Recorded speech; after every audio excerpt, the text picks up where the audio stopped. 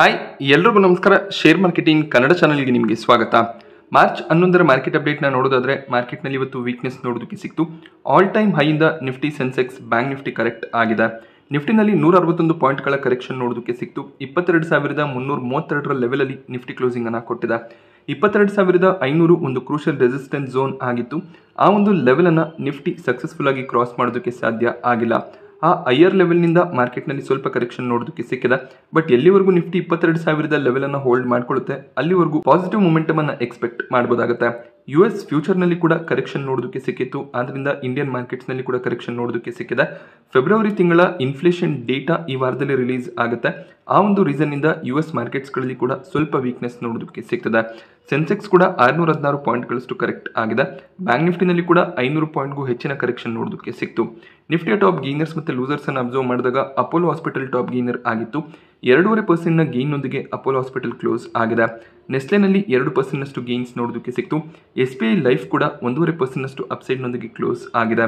ಸಿಪ್ಲಾ ಮತ್ತು ಬಜಾಜ್ ಫಿನ್ಸರ್ವಲ್ಲಿ ಕೂಡ 1%ಗೂ ಹೆಚ್ಚಿನ ಅಪ್ಸೈಡ್ ನೋಡೋದಕ್ಕೆ ಸಿಕ್ತು. ನಿಫ್ಟಿ 50 ಟಾಪ್ ಲೂಸರ್ಸ್ ಲಿಸ್ಟ್ ನಲ್ಲಿ ಟಾಟಾ ಗ್ರೂಪ್ನ ಸ್ಟಾಕ್ಗಳು ನೋಡೋದಕ್ಕೆ ಸಿಗ್ತದೆ. ಗುರುವಾರದ ದಿನ ನಿಫ್ಟಿ 50 ಟಾಪ್ ಗೇನರ್ ಲಿಸ್ಟ್ ನಲ್ಲಿ ಟಾಟಾ ಗ್ರೂಪ್ನ ಸ್ಟಾಕ್ಗಳು ನೋಡೋದಕ್ಕೆ ಸಿಕ್ತಿತ್ತು. ಬಟ್ ಇವತ್ತು ಟಾಟಾ ಗ್ರೂಪ್ನ ಸ್ಟಾಕ್ಗಳಲ್ಲಿ ವೀಕ್ನೆಸ್ ನೋಡೋದಕ್ಕೆ ಸಿಕ್ಕಿದೆ. ಟಾಟಾ ಕನ್ಸ್ಯೂಮರ್ ಪ್ರಾಡಕ್ಟ್ 3.5% ಕರೆಕ್ಟ್ ಆಗಿದ್ರೆ ಟಾಟಾ ಸ್ಟೀಲ್ನಲ್ಲಿ 2.5% ಕರೆಕ್ಷನ್ ನೋಡೋದಕ್ಕೆ ಸಿಕ್ಕಿದೆ.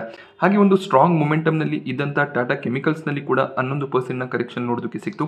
ಟಾಟಾ ಕೆಮಿಕಲ್ಸ್ ಟಾಟಾ ಸನ್ಸ್ನ IPO ನ್ಯೂಸ್ನಿಂದ ಆಲ್ಮೋಸ್ಟ್ 35ರಿಂದ 40% ಗೇನ್ ಆಗಿತ್ತು. ಒಂದೇ ದಿನ ಇವತ್ತು 11% ಕರೆಕ್ಷನ್ ನೋಡೋದಕ್ಕೆ ಸಿಕ್ಕಿದೆ. ಅಷ್ಟೇ ಅಲ್ಲದೆ ಟಾಟಾ ಇನ್ವೆಸ್ಟ್ಮೆಂಟ್ ಕಾರ್ಪೊರೇಷನ್ ಲೋವರ್ ಸರ್ಕ್ಯೂಟ್ನಲ್ಲಿ ಕ್ಲೋಸ್ ಆಗಿದೆ. ಟಾಟಾ ಇನ್ವೆಸ್ಟ್ಮೆಂಟ್ ಕಾರ್ಪೊರೇಷನ್ನಲ್ಲಿ 5% ಲೋವರ್ ಸರ್ಕ್ಯೂಟ್ ನೋಡೋದಕ್ಕೆ ಸಿಕ್ತು. ಈ ಒಂದು ಸ್ಟಾಕ್ ಕೂಡ ಅಷ್ಟೇ ಬಹಳಷ್ಟು ಗೇನ್ ಆಗಿದೆ. ಟಾಟಾ ಟೆಕ್ನಾಲಜೀಸ್ನ IPO ನ್ಯೂಸ್ನಿಂದ ಕೂಡ ಸ್ಟಾಕ್ ಪ್ರೈಸ್ನಲ್ಲಿ ಒಳ್ಳೆಯ ಒಂದು ಮೊಮೆಂಟಮ್ ಇದೆ. 1,500ರ ಅರೌಂಡಲ್ಲಿ ಟಾಟಾ ಇನ್ವೆಸ್ಟ್ಮೆಂಟ್ ಕಾರ್ಪೊರೇಷನ್ ಟ್ರೇಡ್ ಆಗ್ತಿತ್ತು. ಆ ಒಂದು ಲೆವೆಲ್ನಿಂದ ಈಗ 10,000ವರೆಗೂ ಟಾಟಾ ಇನ್ವೆಸ್ಟ್ಮೆಂಟ್ ಕಾರ್ಪೊರೇಷನ್ ಬಂದಿದೆ. ಸೊ ರೀಸೆಂಟ್ ಆಗಿ ಸ್ಪಾರ್ಕ್ ಕ್ಯಾಪಿಟಲ್ ಒಂದು ರಿಪೋರ್ಟ್ ಅನ್ನು ರಿಲೀಸ್ ಮಾಡಿದ್ರು. 2022ರ ಸೆಪ್ಟೆಂಬರ್ನಲ್ಲಿ RBIನ ಕಡೆಯಿಂದ ಟಾಟಾ ಸನ್ಸ್ಗೆ ಒಂದು ನೋಟಿಫಿಕೇಶನ್ ಹೋಗಿತ್ತು. ಟಾಟಾ ಸನ್ಸ್ ಇನ್ವೆಸ್ಟ್ಮೆಂಟ್ ಆರ್ಮ್ ಆಗಿದ್ದು ಆ ಒಂದು ಕಂಪನಿ ಕೂಡ ಮಾರ್ಕೆಟ್ನಲ್ಲಿ ಲಿಸ್ಟ್ ಆಗಬೇಕು ಅನ್ನುವಂಥ ನೋಟಿಫಿಕೇಶನ್ ಆಗಿತ್ತು. ಸೊ ಸೆಪ್ಟೆಂಬರ್ 2025ರ ಒಳಗಾಗಿ ಟಾಟಾ ಸನ್ಸ್ ತಮ್ಮ IPOನ ತರಬಹುದು ಅನ್ನುವಂಥ ಒಂದು ನ್ಯೂಸ್ ನೋಡೋದಕ್ಕೆ ಸಿಕ್ಕಿತ್ತು. ಸೊ ಟಾಟಾ ಸನ್ಸ್ ಏನಾದರೂ ಮಾರ್ಕೆಟ್ನಲ್ಲಿ ಲಿಸ್ಟ್ ಆದರೆ ಮಾರ್ಕೆಟ್ ಕ್ಯಾಪ್ 8 ಲಕ್ಷ ಕೋಟಿ ಮೇಲೆ ನೋಡೋದಕ್ಕೆ ಸಿಗ್ಬೋದು ಅನ್ನುವಂಥ ಒಂದು ಅನಾಲಿಸಿಸ್ ಕೂಡ ಇತ್ತು. ಆ ಒಂದು ನ್ಯೂಸ್ನಿಂದ ಟಾಟಾ ಸ್ಟಾಕ್ಗಳಲ್ಲಿ ಒಳ್ಳೆಯ ಒಂದು ಜಂಪ್ ಕೂಡ ನೋಡೋದಕ್ಕೆ ಸಿಕ್ಕಿತ್ತು. ಬಟ್ ಈಗ ಟಾಟಾ ಸನ್ಸ್ ಯಾವುದಾದ್ರೂ ಒಂದು ರೀತಿಯಲ್ಲಿ IPOನ ಅವಾಯ್ಡ್ ಮಾಡ್ಬೋದು ಅನ್ನುವಂಥ ಒಂದು ನ್ಯೂಸ್ ನೋಡೋದಕ್ಕೆ ಸಿಕ್ಕಿದೆ. ಆ ಒಂದು ರೀಸನ್ನಿಂದ ಟಾಟಾ ಸ್ಟಾಕ್ಗಳಲ್ಲಿ ಕರೆಕ್ಷನ್ ನೋಡೋದಕ್ಕೆ ಸಿಕ್ಕಿದೆ. RBI ಆಲ್ರೆಡಿ ಟಾಟಾ ಸನ್ಸ್ಗೆ ಸೆಪ್ಟೆಂಬರ್ 2022ರಲ್ಲೇ ನೋಟಿಫೈ ಮಾಡಿದ್ದಾರೆ. ನೋಡಬೇಕಾಗುತ್ತೆ ಟಾಟಾ ಸನ್ಸ್ ಯಾವ ಒಂದು ರೀಸನ್ ಅನ್ನು ಕೊಟ್ಟು IPOನ ಅವಾಯ್ಡ್ ಮಾಡ್ತಾರೆ ಅಂತ. ಜಸ್ಟ್ ನ್ಯೂಸ್ ಬೇಸಿಸ್ ಮೇಲೆ ಟಾಟಾ ಸ್ಟಾಕ್ಗಳಲ್ಲಿ ಒಳ್ಳೆಯ ಒಂದು ಜಂಪ್ ನೋಡೋದಕ್ಕೆ ಸಿಕ್ಕಿತ್ತು. ಯಾವುದೇ ಒಂದು ಪರ್ಟಿಕ್ಯುಲರ್ ಕಂಪನಿ ಆಗಿರ್ಬೋದು, ನ್ಯೂಸ್ ಬೇಸಿಸ್ ಮೇಲೆ ಟ್ರೇಡಿಂಗ್ ಅನ್ನು ಮಾಡುವಾಗ ಈ ಒಂದು ರಿಸ್ಕ್ ಇರುತ್ತೆ. ಸ್ಟಾಕ್ ಪ್ರೈಸ್ನಲ್ಲಿ ಒಳ್ಳೆಯ ಒಂದು ಜಂಪ್ ಇದ್ದಾಗ ಹೈಯರ್ ಲೆವೆಲ್ಗಳಲ್ಲಿ ಬೈಯಿಂಗ್ ಅನ್ನು ಮಾಡಿದಾಗ ಕರೆಕ್ಷನ್ನ ಎಕ್ಸ್ಪೆಕ್ಟೇಷನ್ಸ್ಗಳು ಕೂಡ ಹೆಚ್ಚಾಗಿ ಇರುತ್ತೆ. ಅದೇ ರೀತಿಯ ಒಂದು ಕರೆಕ್ಷನ್ ಟಾಟಾ ಇನ್ವೆಸ್ಟ್ಮೆಂಟ್ ಹಾಗೆ ಟಾಟಾ ಕೆಮಿಕಲ್ ಅಲ್ಲಿ ನೋಡೋದಕ್ಕೆ ಸಿಕ್ಕಿದೆ. ಬಜಾಜ್ ಆಟೋ ಕೂಡ ಬೈಬ್ಯಾಕ್ನ ನ್ಯೂಸ್ನಿಂದ ಬಹಳಷ್ಟು ಗೇನ್ ಆಗಿತ್ತು. ಹೈಯರ್ ಲೆವೆಲ್ನಲ್ಲಿ ಇವತ್ತೊಂದು ಪ್ರಾಫಿಟ್ ಬುಕಿಂಗ್ ಬಂದಿದೆ. 2.5% ಡೌನ್ ಸೈಡ್ನೊಂದಿಗೆ ಬಜಾಜ್ ಆಟೋ ಕ್ಲೋಸ್ ಆಗಿದೆ. SBIನಲ್ಲಿ ಕೂಡ 2% ಕರೆಕ್ಷನ್ ನೋಡೋದಕ್ಕೆ ಸಿಕ್ತು. ಪವರ್ ಗ್ರಿಡ್ ಕೂಡ 2.5% ಕರೆಕ್ಟ್ ಆಗಿದೆ. ಈಗ ನಮಗೆ ಮಾರ್ಕೆಟ್ನಲ್ಲಿ T+1 ಸೆಟಲ್ಮೆಂಟ್ ನೋಡೋದಕ್ಕೆ ಸಿಗುತ್ತೆ. ಅಂದರೆ ನಾವು ಯಾವುದೇ ಒಂದು ಶೇರನ್ನು ಡೆಲಿವರಿನಲ್ಲಿ ಬೈ ಮಾಡಿಕೊಂಡು ಅದನ್ನು ಸೆಲ್ ಮಾಡಿದ್ರೆ, ಇವತ್ತು ನಾವು ಶೇರ್ಸ್ಗಳನ್ನು ಸೆಲ್ ಮಾಡಿದ್ರೆ ಅದರ ಸೆಟಲ್ಮೆಂಟ್ ನಾಳೆ ಆಗುತ್ತೆ. ಅಂದರೆ ನೆಕ್ಸ್ಟ್ ಟ್ರೇಡಿಂಗ್ ಡೇನಲ್ಲಿ ಆಗುತ್ತೆ. ಅದರ ಬದಲು ಈಗ ಮಾರ್ಕೆಟ್ನಲ್ಲಿ T+0 ಸೆಟಲ್ಮೆಂಟನ್ನು ಸೆಬಿ ತರಬೇಕು ಅಂತ ಇದ್ದಾರೆ. 28 ಮಾರ್ಚ್ನಿಂದ ಈ ಒಂದು ರೂಲ್ ಆಪ್ಷನಲ್ ಆಗಿ ಮಾರ್ಕೆಟ್ನಲ್ಲಿ ಇಂಪ್ಲಿಮೆಂಟ್ ಆಗುತ್ತೆ. T+0 ಸೆಟಲ್ಮೆಂಟ್ ಅಂದಾಗ ಇವತ್ತು ಬೆಳಿಗ್ಗೆ ನೀವು ಶೇರ್ಸ್ಗಳನ್ನು ಸೆಲ್ ಮಾಡಿದ್ರೆ ಸಂಜೆ ಅಷ್ಟರಲ್ಲಿ ಸೆಟಲ್ಮೆಂಟ್ ಕಂಪ್ಲೀಟ್ ಆಗುತ್ತೆ. ಸೊ ಸ್ಲೋ ಆಗಿ ಈ ಒಂದು ರೂಲ್ ಏನಿದೆ ಇಂಪ್ಲಿಮೆಂಟ್ ಆಗ್ತಾ ಹೋಗುತ್ತೆ. ಅದಾದಮೇಲೆ ಸ್ಲೋ ಆಗಿ ಮುಂದಿನ 7-8 ತಿಂಗಳ ಒಳಗಾಗಿ ಇನ್ಸ್ಟಂಟ್ ಸೆಟಲ್ಮೆಂಟ್ ರೂಲನ್ನು ಸೆಬಿ ತರಬೇಕು ಅಂತ ಇದ್ದಾರೆ. ಅಂದರೆ ಈಗ ನಾನು ಶೇರ್ಸ್ಗಳನ್ನು ಸೆಲ್ ಮಾಡಿದ್ರೆ ಇನ್ಸ್ಟೆಂಟ್ ಆಗಿ ಅದು ಸೆಟಲ್ ಆಗಿ ಅಮೌಂಟ್ಸ್ ಏನಿದೆ ಅದು ನಮ್ಮ ಡಿಮ್ಯಾಟ್ ಅಕೌಂಟ್ಗೆ ಕ್ರೆಡಿಟ್ ಆಗುತ್ತೆ. ಸೊ ಸೆಬಿ ಬಹಳಷ್ಟು ರೂಲ್ ಚೇಂಜಸ್ಗಳನ್ನು ಮಾಡ್ತಿದ್ದಾರೆ. ಹಾಗೆ ಟ್ರೇಡಿಂಗ್ ಮತ್ತು ಇನ್ವೆಸ್ಟ್ಮೆಂಟನ್ನು ಎಷ್ಟು ಈಸಿಯಾಗಿ ಮಾಡ್ಬೋದು ಆ ಎಲ್ಲ ಇಂಪ್ಲಿಮೆಂಟೇಷನ್ಸ್ಗಳನ್ನು ಮಾಡ್ತಾ ಇದ್ದಾರೆ. ಕೆಫಿನ್ ಟೆಕ್ನಾಲಜೀಸ್ನಲ್ಲಿ ಕೋಟಕ್ ಮಹೀಂದ್ರಾ ಬ್ಯಾಂಕ್ 2% ಸ್ಟೇಕ್ ಸೇಲ್ನ ಪ್ಲಾನ್ ಅನ್ನು ಮಾಡ್ತಿದ್ದಾರೆ. ಬ್ಲಾಕ್ ಡೀಲ್ನ ಮೂಲಕ 2% ಸ್ಟೇಕ್ ಸೇಲನ್ನು ಕೆಫಿನ್ ಟೆಕ್ನಾಲಜೀಸ್ನಲ್ಲಿ ಕೋಟಕ್ ಮಹೀಂದ್ರಾ ಬ್ಯಾಂಕ್ ಮಾಡುವಂಥ ಚಾನ್ಸಸ್ ಇದೆ. ಕೆಫಿನ್ ಟೆಕ್ನಾಲಜೀಸ್ ಇವತ್ತು ಕೂಡ 3.5% ಡೌನ್ ಸೈಡ್ನೊಂದಿಗೆ ಕ್ಲೋಸಿಂಗ್ ಅನ್ನು ಕೊಟ್ಟಿದೆ. ಮೇ ಬಿ ನಾಳೆ ಈ ಒಂದು ಬ್ಲಾಕ್ ಡೀಲ್ ಬರುವಂಥ ಚಾನ್ಸಸ್ ಇದೆ. RVNLಗೆ ಇನ್ನೊಂದು ಆರ್ಡರ್ ಸಿಕ್ಕಿದೆ. ಮಧ್ಯಪ್ರದೇಶನ ಮೆಟ್ರೋ ರೈಲ್ ಕಾಂಟ್ರಾಕ್ಟ್ ಅನ್ನು RVNL ಪಡ್ಕೊಂಡಿದ್ದಾರೆ. ಸೊ ಮಧ್ಯಪ್ರದೇಶ್ ಮೆಟ್ರೋ ರೈಲ್ನ 2ನೇ ಕಾಂಟ್ರಾಕ್ಟ್ RVNLಗೆ ಸಿಗ್ತದೆ. RVNLನ ಟೋಟಲ್ ಆರ್ಡರ್ ಬುಕ್ 65,000 ಕೋಟಿಯ ಮೇಲೆ ನಮಗೆ ನೋಡೋದಕ್ಕೆ ಸಿಗುತ್ತೆ. ಒಂದು ಸ್ಟ್ರಾಂಗ್ ಆರ್ಡರ್ ಬುಕ್ ಅನ್ನು RVNL ಹೊಂದಿದರೆ ಕಂಟಿನ್ಯೂಸ್ ಆಗಿ ಬಹಳಷ್ಟು ಆರ್ಡರ್ಗಳು RVNLಗೆ ಸಿಗ್ತದೆ. ಈ ಒಂದು ನ್ಯೂಸ್ನಿಂದ ಸ್ಟಾಕ್ ಪ್ರೈಸ್ ನಲ್ಲಿ ಇವತ್ತು 3% ಅಪ್ಸೈಡ್ ಕೂಡ ನೋಡೋದಕ್ಕೆ ಸಿಕ್ಕಿದೆ. IPOಗಳ ವಿಚಾರಕ್ಕೆ ಬಂದಾಗ RK ಸ್ವಾಮಿ ಲಿಮಿಟೆಡ್ ನಲ್ಲಿ ಯಾವುದೇ ರೀತಿಯ ಗ್ರೇ ಮಾರ್ಕೆಟ್ ಪ್ರೀಮಿಯಂ ಕಾಣಿಸ್ತಿಲ್ಲ. ನಾಳೆ ಈ ಒಂದು ಕಂಪನಿ ಮಾರ್ಕೆಟ್ ನಲ್ಲಿ ಲಿಸ್ಟ್ ಆಗುತ್ತೆ. ಒಂದು ಫ್ಲಾಟ್ ಅಥವಾ ನೆಗೆಟಿವ್ ಲಿಸ್ಟಿಂಗ್ ನ ಎಕ್ಸ್ಪೆಕ್ಟೇಷನ್ಸ್ ಇರುತ್ತೆ. ಹಾಗೇನೆ JG ಕೆಮಿಕಲ್ ನಲ್ಲಿ ಪ್ರೀಮಿಯಂ ಸ್ವಲ್ಪ ಇನ್ಕ್ರೀಸ್ ಆಗಿದೆ. 32 ರೂಪಾಯಿಯ ಪ್ರೀಮಿಯಂ ನೋಡೋದಕ್ಕೆ ಸಿಗ್ತದೆ. ಈ ಒಂದು IPO ನಿಂದ 15% ಲಿಸ್ಟಿಂಗ್ ಇನ್ ಎಕ್ಸ್ಪೆಕ್ಟೇಷನ್ಸ್ ಇರುತ್ತೆ. ಬುಧವಾರದ ದಿನ ಈ ಒಂದು IPO ಮಾರ್ಕೆಟ್ ನಲ್ಲಿ ಲಿಸ್ಟ್ ಆಗುತ್ತೆ. ಹಾಗೆ ಗೋಪಾಲ್ ನಮ್ಕಿನ್ನ ಕೊನೆ ದಿನದ ಸಬ್ಸ್ಕ್ರಿಪ್ಷನ್ ಎಂಡ್ ಆಗಿದೆ. ರಿಟೇಲ್ ಕ್ಯಾಟಗರಿ ಕೇವಲ 4 ಟೈಮ್ನಷ್ಟು ಸಬ್ಸ್ಕ್ರೈಬ್ ಆಯಿತು. NIA ಕ್ಯಾಟಗರಿ 10 ಟೈಮ್ನಷ್ಟು ಸಬ್ಸ್ಕ್ರೈಬ್ ಆಗಿದೆ. QIB ಕ್ಯಾಟಗರಿಯಲ್ಲಿ 19 ಟೈಮ್ನ ಸಬ್ಸ್ಕ್ರಿಪ್ಷನ್ ನೋಡೋದಕ್ಕೆ ಸಿಕ್ಕಿದೆ.